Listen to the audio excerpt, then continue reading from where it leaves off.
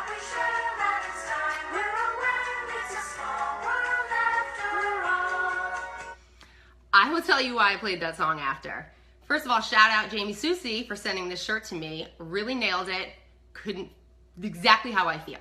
So you can come up with 4,987 reasons of why you shouldn't do something, why you shouldn't start your business, why you shouldn't quit your job, why you shouldn't write that book, learn a language, have a kid, get in shape, whatever it may be. There's always a reason why to not do something. I hate excuses. They suck. Why? Because they rob you of everything you've ever wanted. You want to do great things, but excuses hold you back, and they're natural thoughts that are inside your head when you're taking on a goal, because everybody has insecurities. Everybody. But you need to be aware of them so that you can help let them go, and I'm going to help you with that. So you got to rewire your mindset, and here are some horrible excuses that really hold people back and keep you in that autopilot mode. Number one, money. You got to prioritize and make some sacrifices. Recognize your wants and your needs. You probably buy a lot of things you don't need. So you can't say, I don't have money to do something. You can't. It's just priority. So, it is 2016. Go sell something in your house and put it on eBay or Craigslist. There isn't a better time to make money in an easier way. Do you know Americans spend $70 million on lottery tickets a year, and you have a 1 in 175 million chance of winning? Right there, that shows me you have time and money because you drove somewhere to buy it and you have the time right there. Which brings me to the second one. I don't have time. We just did a whole video on this. Lucky you, because busy people have been proven to be the most successful in life. You saying I don't have time means I don't have control in my life. So you got to start saying no to certain things. You need to make time for what's important. Not a real excuse. I'm overwhelmed. It's overwhelming. Yeah, making goals can be daunting, especially big goals. And you don't have to focus on the end result. Focus on the process.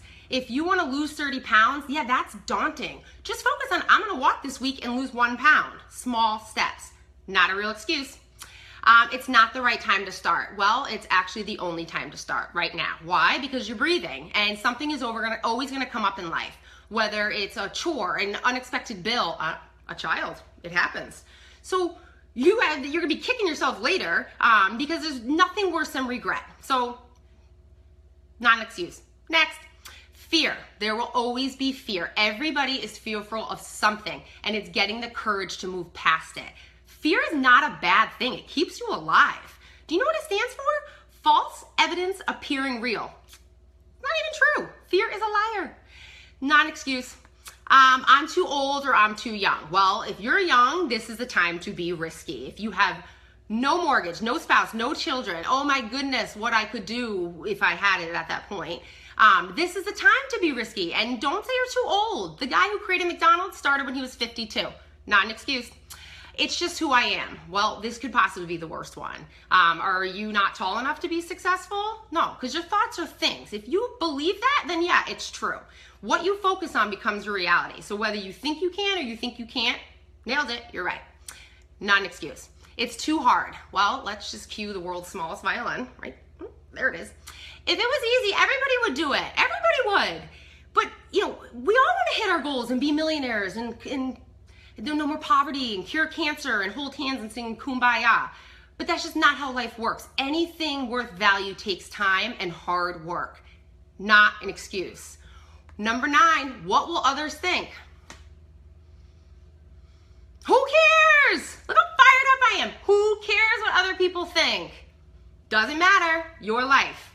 Okay, last one. What if I fail? Well, what if you succeed? There's a 50-50 chance right there. Pretty good odds to me if you ask. Better than that 1 in 175 million of winning the lotto. You got married, a lot of you, so there's a 50% chance.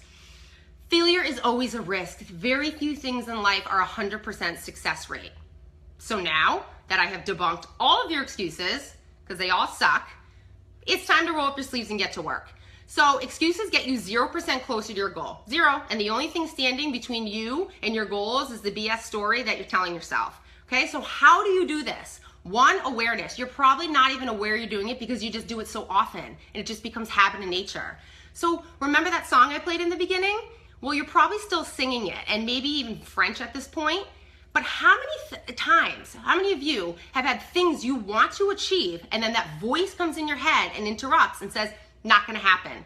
Well, that voice is interrupting that good pattern, and you need to train a new one to get rid of the excuses.